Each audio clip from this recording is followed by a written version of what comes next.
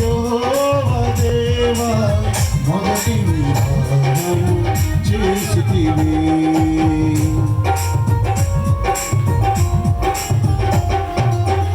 ఏదెను వనమున యెహోవా దేవా మొదటి వివాహం చేసితివి.